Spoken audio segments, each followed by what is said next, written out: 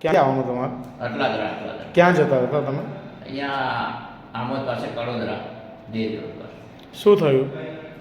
આ પેલું અચાનક રોજ કૂદ્યું ગાડી પર સીધો. બીજું કોઈને વાગ્યું? ના, બીજા નહીં વાગ્યું, બે નહીં. ડ્રાઇવિંગ તમે કરતા હતા? હા, હું જ.